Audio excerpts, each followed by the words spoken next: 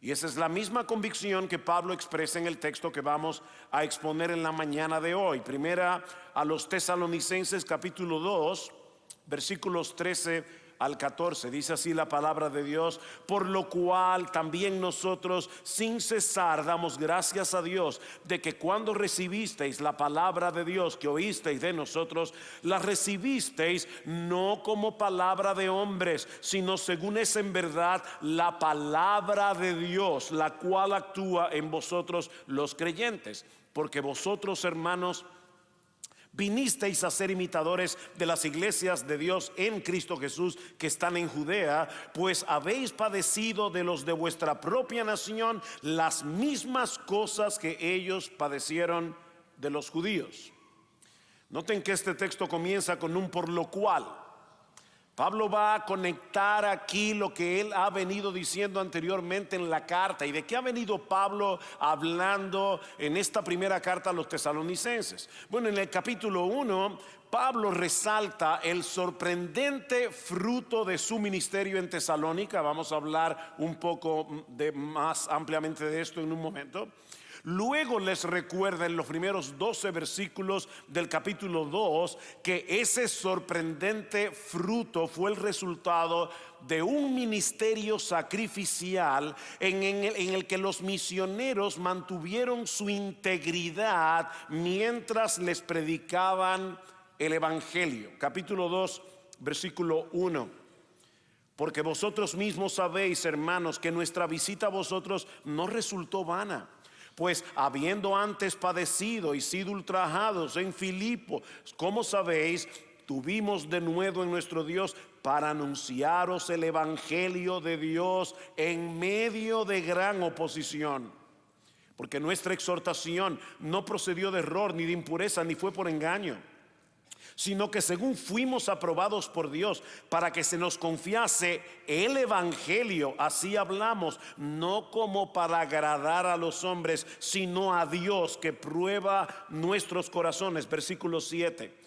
Luego de decir que Él no fue con palabras lisonjeras ni para buscar beneficios, antes fuimos tiernos entre vosotros como la nodriza que cuida con ternura a sus propios hijos. Tan grande es nuestro afecto por vosotros que hubiéramos querido entregaros no solo el evangelio de Dios, ven el énfasis, sino también nuestras propias vidas, porque habéis llegado a sernos muy queridos, porque os acordáis, hermanos, de nuestro trabajo y fatiga, como trabajando de noche y de día para no ser gravosos a ninguno de vosotros, os predicamos el evangelio de Dios.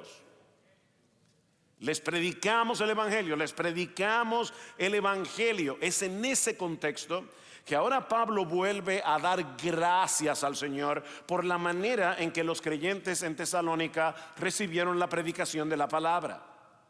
Y hay al menos 3 enseñanzas que nosotros podemos extraer de nuestro texto. La primera es que debemos agradecer a Dios que por medio de su palabra nos persuade de que ella es en verdad su palabra. O sea, Dios nos convence por medio de su palabra de que su palabra es su palabra. ¿Lo vieron en el texto en versículo 13? Por lo cual también nosotros sin cesar damos gracias ¿a quién? A Dios, que cuando recibisteis la palabra de Dios que oísteis de nosotros, la recibisteis no como palabra de hombre, sino según es en verdad la palabra de Dios. La palabra de Dios. Muchos de los miembros de esta iglesia provenían de un trasfondo pagano, un trasfondo muy inmoral, expuestos a un montón de ideas filosóficas y religiosas. Pero cuando ellos escucharon el evangelio predicado por Pablo, Dios obró en ellos por medio del mensaje para que lo recibieran como la palabra del único Dios vivo y verdadero. Esta gente adoraba a un montón de dioses, a un montón de ídolos, y cuando escucharon a Pablo dijeron: esta es la palabra de Dios. Es por eso que Pablo no le da gracias a los tesalonicenses. Qué bueno, gracias por habernos recibido, gracias por haber tenido un oído atento y escuchar la palabra. No, Pablo no le da gracias a los tesalonicenses, Pablo le da gracias a Dios. Porque fue Dios el que hizo la obra. Vean el capítulo 1, versículos 4 al 5. Dice: porque conocemos, hermanos amados de Dios, vuestra elección. Yo estoy persuadido, iglesia de Tesalónica, que ustedes son amados de Dios, que ustedes fueron elegidos por Dios. ¿Y cómo Pablo sabía que estos creyentes habían sido elegidos desde antes de la fundación del mundo? Él no tenía acceso al decreto eterno en los cielos. Versículo 5.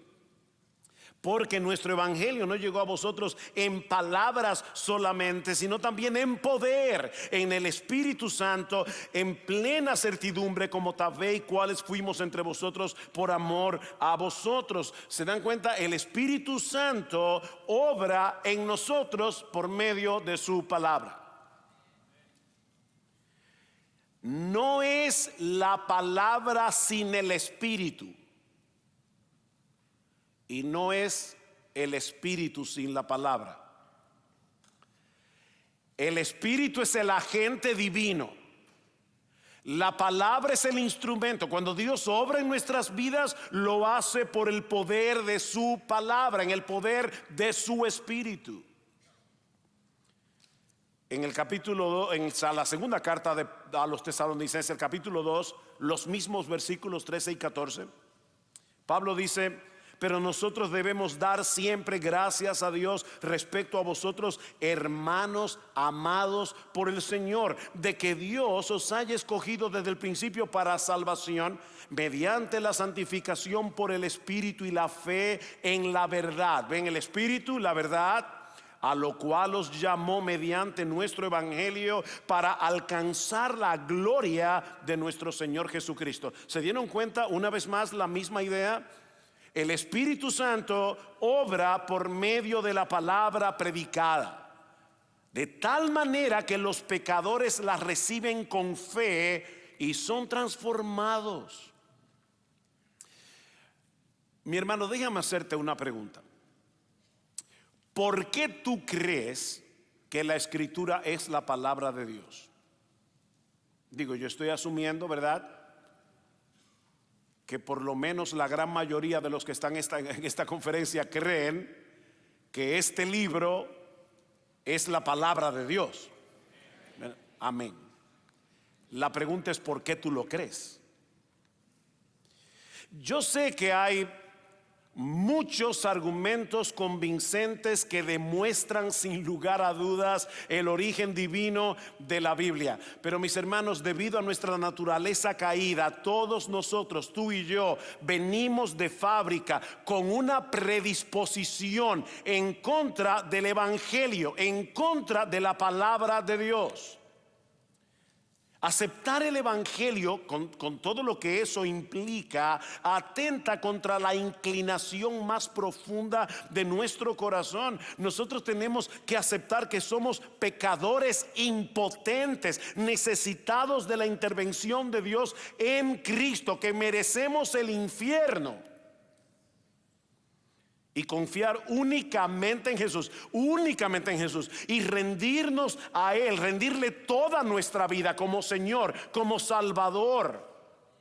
¿Quién puede hacer eso en su estado natural sin la obra regeneradora del Espíritu Santo?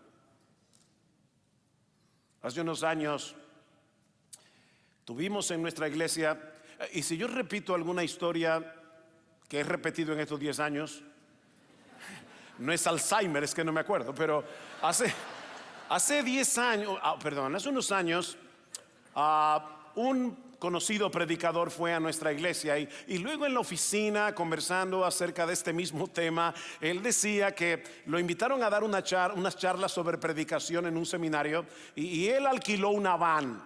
Y lo primero que hizo fue llevarse a todos sus estudiantes al cementerio y les dijo: escojan una tumba, la que ustedes quieran. Esto es una historia real.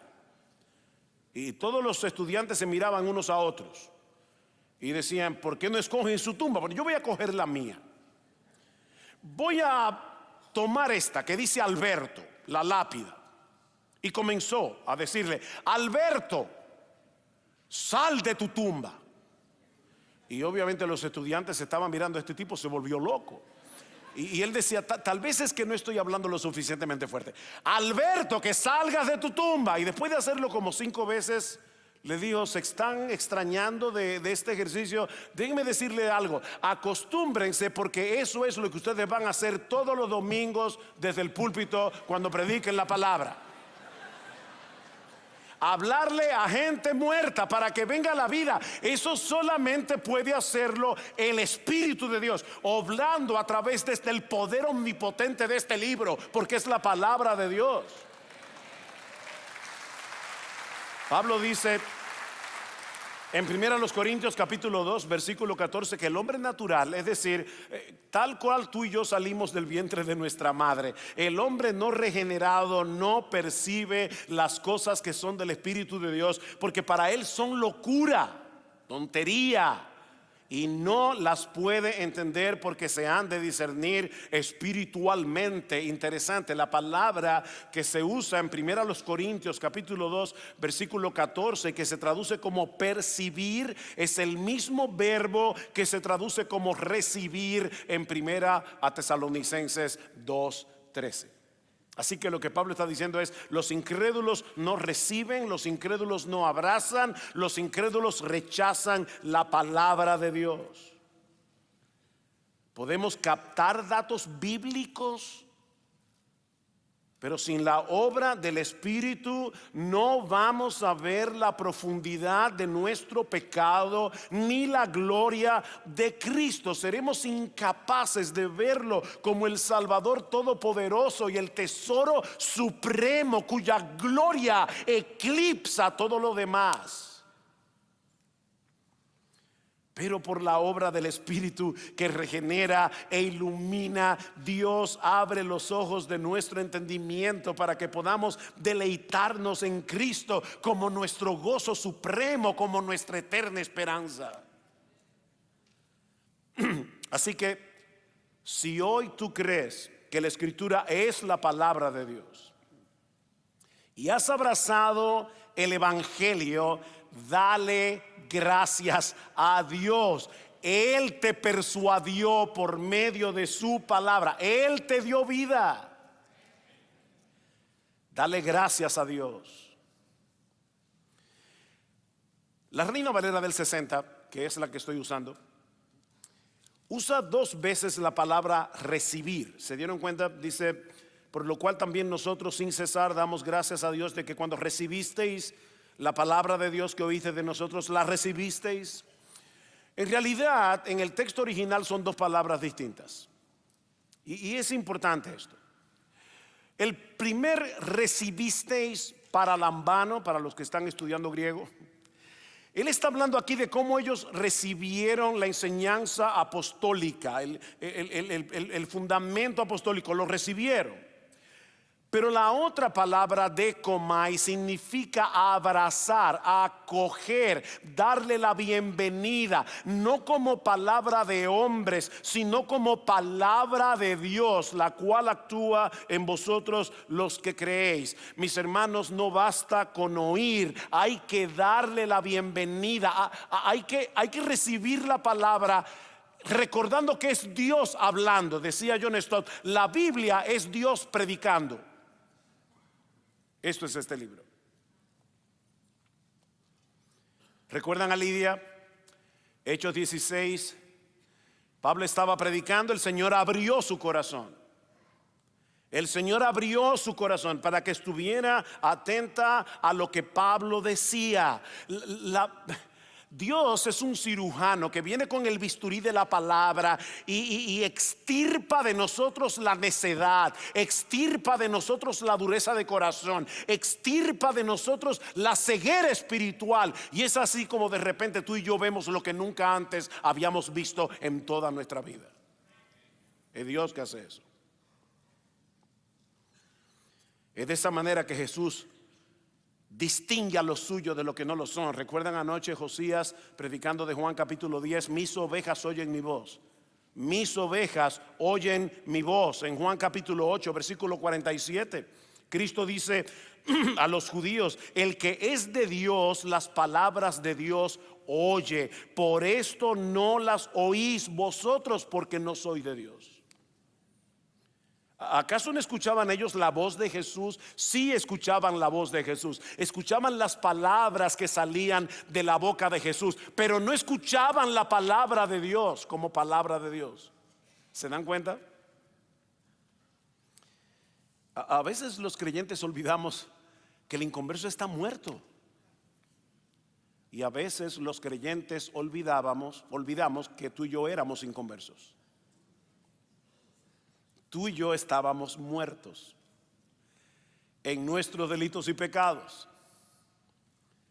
y Él os dio vida a vosotros cuando estabais muertos. ¿Y cómo nos dio vida? Nos dio vida a través de su palabra. Santiago capítulo 1 versículo 18: Él de su voluntad nos hizo nacer por la palabra de verdad, para que seamos primicia de sus criaturas. Primera de Pedro capítulo 1 versículo 23: hemos sido renacidos, nacidos de nuevo, no de simiente corruptible, sino de incorruptible, por la palabra de Dios, que vive y permanece para siempre.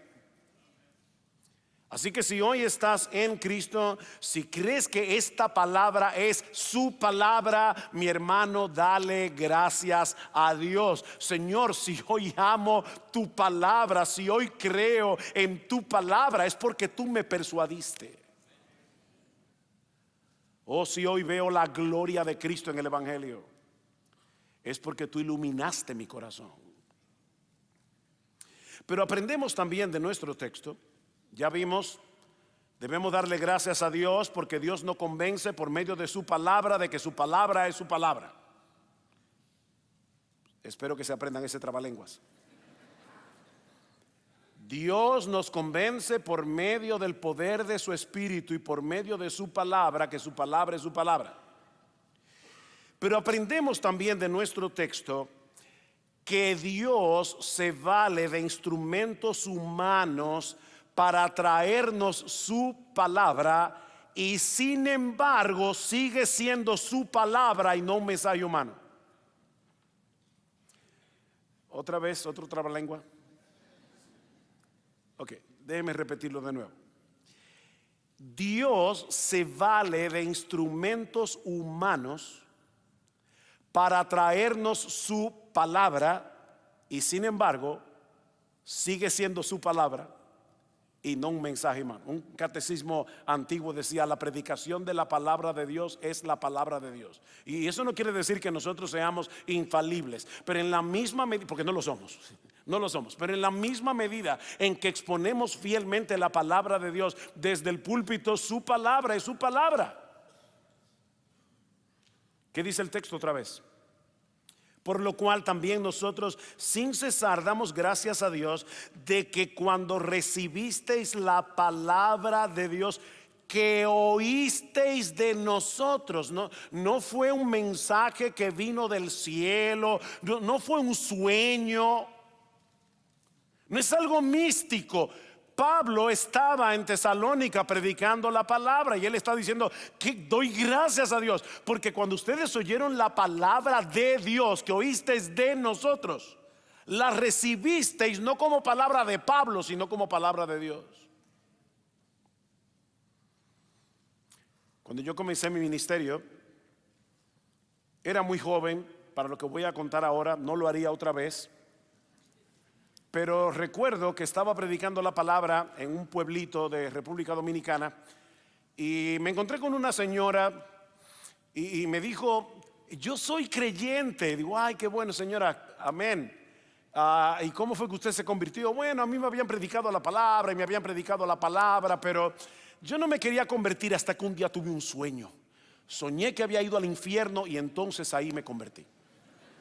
Después no me quería bautizar, pero después tuve otro sueño y entonces me bauticé. Y yo le dije: señora, perdóneme, pero usted es una persona muy desobediente, porque Dios ya le había dicho en su palabra que se convierta y le había dicho en su palabra que se bautice, y tuvo que venir del cielo otra vez a decírselo de nuevo.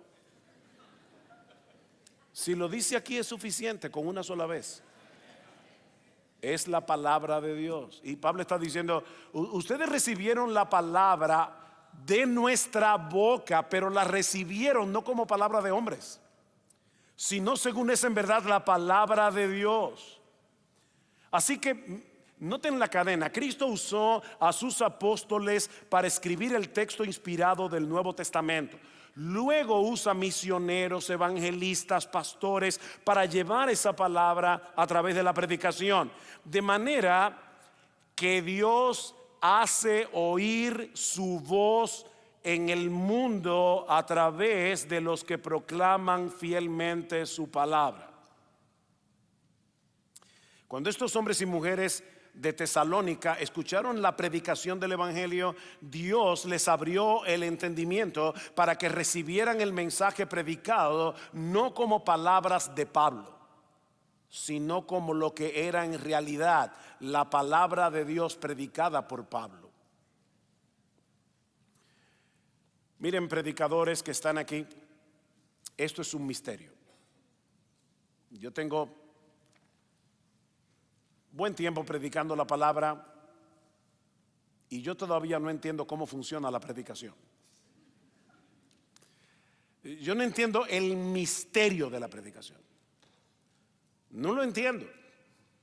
Porque Dios, de una manera sorprendente, cuando un ser humano común y corriente está exponiendo lo que dice el texto bíblico, Dios hace oír su voz a través de la voz de ese ser humano que expone fielmente su palabra. ¿Alguien lo entiende aquí? Luis, ¿tú lo entiendes? Tú predicas mucho. ¿Cómo me va a decir que no lo entiendes? De verdad, hermanos, ¿cómo ocurre eso? Y lo que es todavía más sorprendente, el mismo Cristo viene y se acerca por medio de la predicación de su palabra para salvar y edificar a los escogidos. Mis ovejas oyen mi voz. ¿Cómo? ¿Cómo es que las ovejas de Jesús escuchan la voz de Jesús? A través de la predicación de su palabra. Cuando Cristo envió a los 70, Lucas capítulo 10, cuando Cristo envió a los 70 a predicar, les dijo en Lucas 10, 17, el que a vosotros oye, a mí me oye. El que a vosotros oye, a mí me oye. Romanos capítulo 10, versículo 17. Así que la palabra, la fe viene por el oír, y el oír por la predicación de la palabra, por la palabra de Cristo. La fe viene por el oír el qué, por el oír la voz de Jesús. Y el oír la voz de Jesús viene por medio de la predicación de la palabra. Por eso les digo que no lo entiendo. John Stott decía que la predicación brinda pies y voz al Cristo vivo. Wow, la predicación le brinda pies y voz al Cristo vivo. El hecho de que la palabra de Dios venga a nosotros a través de un instrumento humano no es excusa para desechar el mensaje como una mera opinión sin importancia.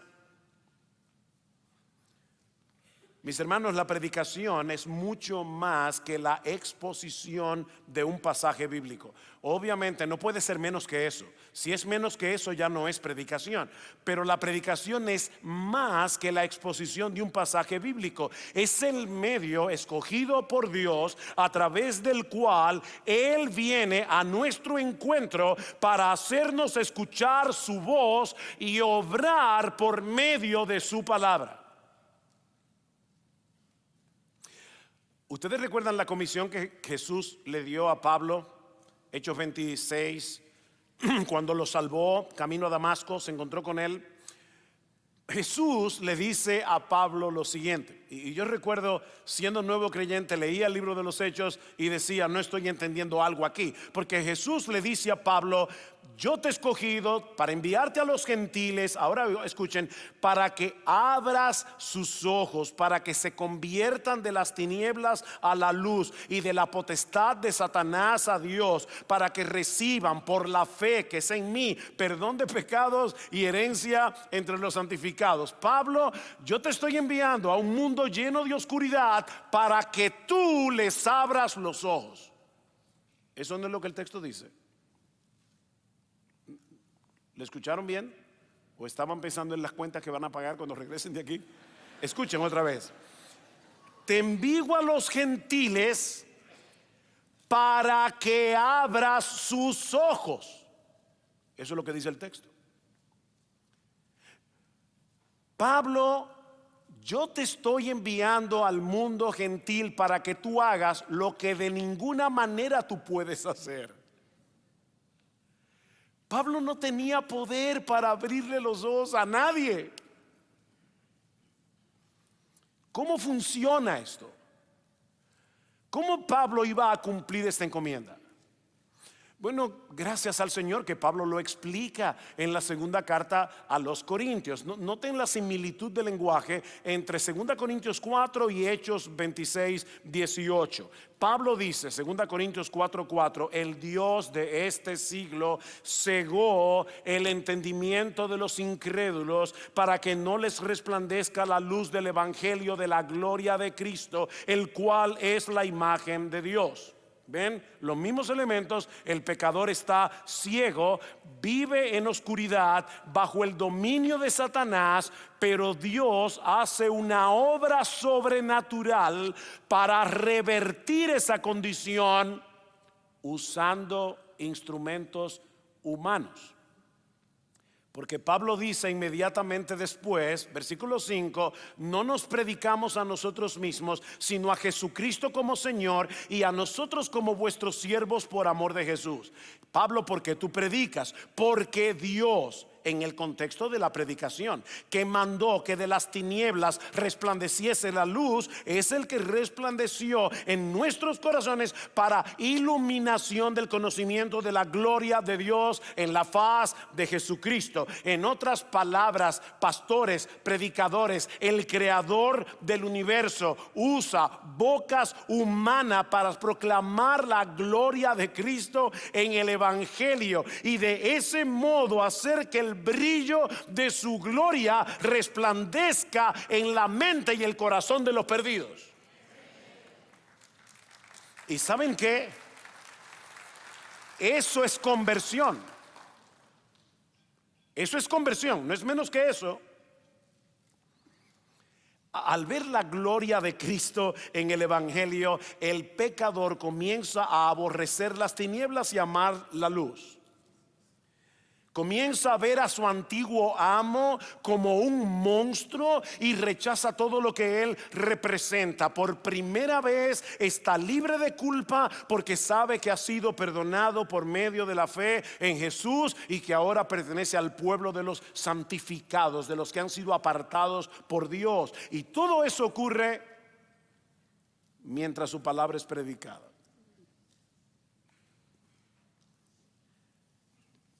2 Corintios 5:20, así que somos embajadores en nombre de Cristo como si Dios rogase por medio de nosotros.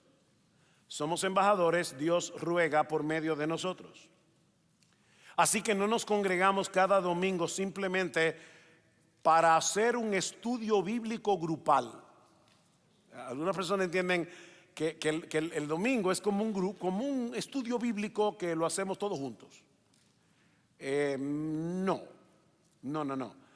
Nos congregamos los domingos como iglesia para escuchar la voz de Dios a través de la proclamación de su palabra. Y yo te pregunto, mi hermano, mi hermana, ¿es con esa disposición que vienes cada domingo a congregarte con el pueblo de Dios para escuchar la palabra de Dios? El salmista dice en el Salmo 119, mejor es para mí la ley de tu boca que millares de piezas de oro y de plata. Pregunta, otra vez, ¿es así como te apropias de la palabra de Dios? Ya sea leída o predicada como alguien que ha encontrado un botín. Queridos hermanos, nuestra mayor necesidad es escuchar la palabra y aferrarnos a esa palabra con todo nuestro corazón. Jesús va a visitar la casa de sus amigos, Lázaro, Marta, María. Marta está afanada, María está a los pies de Jesús, escuchando su palabra. Marta viene, casi regaña a Jesús y le dice: ¿no te da cuidado de mi hermana que me está dejando servir sola? Y Cristo le dice: Marta, Marta, afanada y turbada estás con muchas cosas, pero María ha escogido la buena parte, la cual no le será quitada. Ay, pastor, ¿sabe qué es lo que pasa? Es que yo temperamentalmente soy más como Marta. Yo no soy como María. Yo no tiendo a ser reflexiva, meditativa. Mira, mi hermana, esto no es un asunto de temperamento, es un asunto de elección. Cristo dice: María escogió. ¿Te das cuenta? No dice María nació con ese chip. No dice María escogió, es una decisión. Ella escogió la mejor parte, y la mejor parte, ¿sabes cuál es? Estar a los pies de Jesús escuchando su palabra.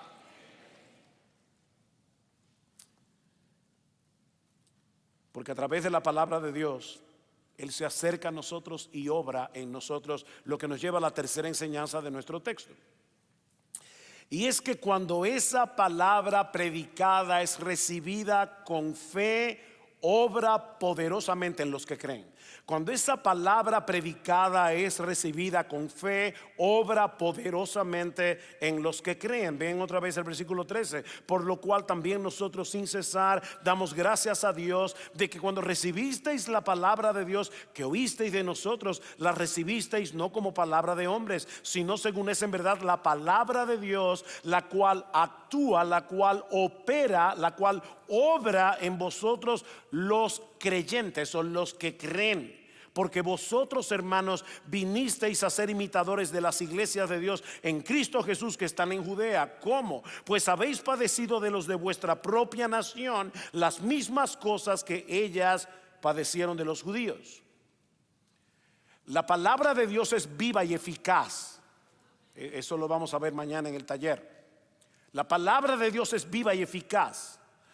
Esta palabra es como la lluvia, dice en Isaías capítulo 55.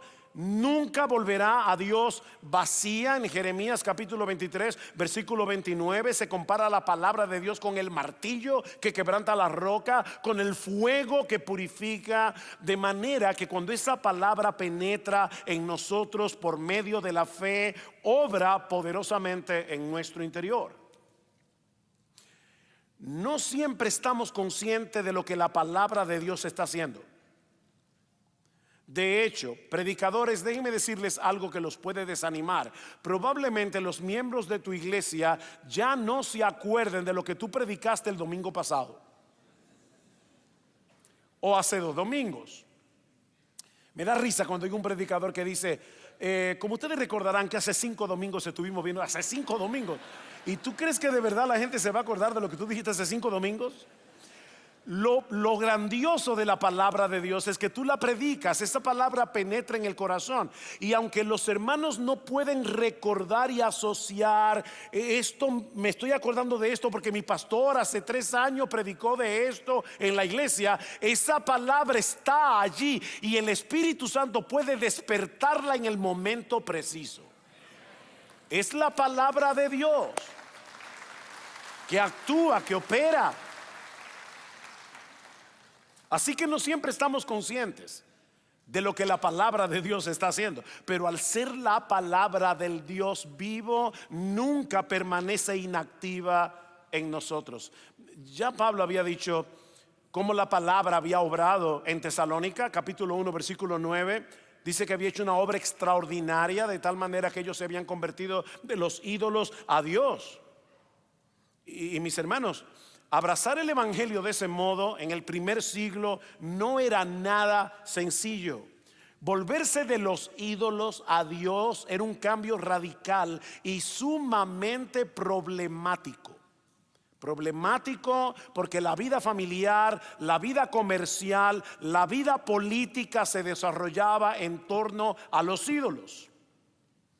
Imagínense un creyente del primer siglo. La familia dice: este domingo, para los argentinos que están aquí, nos vamos a comer un asado en honor de Afrodita. Es la fiesta familiar. Tú sabes que ella es la santa patrona de nuestra familia. Yo no puedo ir. O cuando se reunían los comerciantes en torno a su ídolo favorito, la gente sufría cuando se convertía de los ídolos a Dios. Era un problema. Renegar de los ídolos era visto como una traición. Usted ha visto a esa gente que tú le predicas el evangelio y dice: no, es que yo no puedo traicionar a mi abuelita era católica romana y yo no puedo dejar de ser católico romano. Es como una traición a la familia. Bueno, así era visto en aquel tiempo. Era una traición a los ancestros, era una traición al poder del César inclusive. Ustedes recuerdan en Hechos 17 cuando Lucas relata la predicación de Pablo en Tesalónica. Dice que los judíos lo acusaron de estar actuando en contra de los decretos del César, diciendo que hay otro rey, Jesús, otro rey. Pero la palabra de Dios obró de tal manera en los tesalonicenses que ellos estuvieron dispuestos a pagar un alto precio en términos de sufrimiento, de rechazo, de persecución. Y lo que Pablo está diciendo ahora en el capítulo 2 es que esa palabra que había obrado en ellos seguía obrando en ellos. Es una palabra que obra. Y saben, hermanos míos, cuál es la evidencia de esa obra de la palabra de Dios en nosotros. Bueno, podemos citar muchos: santificación, iluminación, adoración.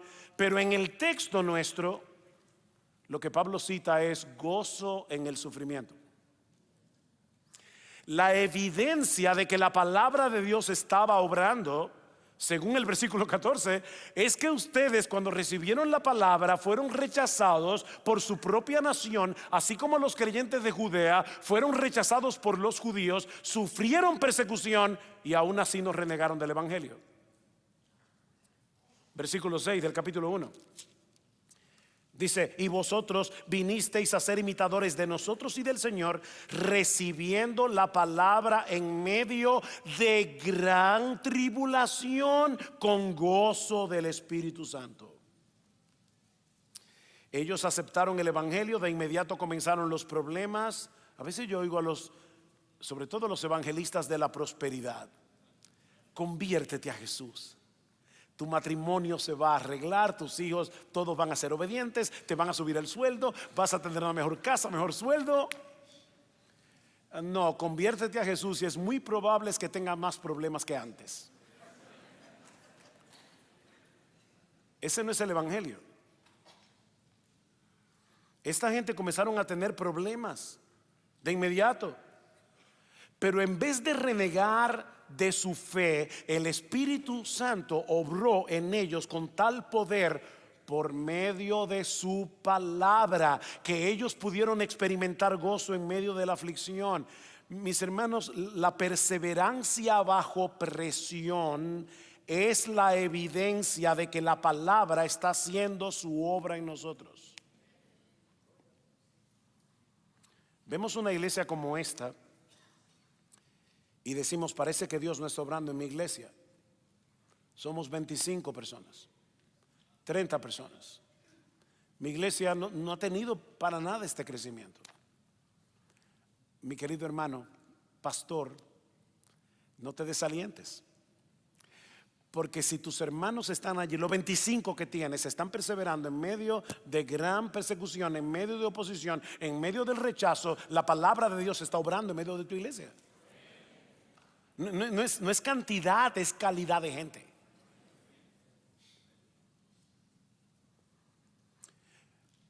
Piensa, si puedes ahora, en todas las pruebas, todas las aflicciones, todo el dolor que tú has experimentado a lo largo de tu vida cristiana. Mi hermano, piensa en todas las veces que el diablo te ha susurrado que no vale la pena seguir corriendo esta carrera. ¿Cuántas veces? Pero todavía estás aquí. ¿Sabes por qué?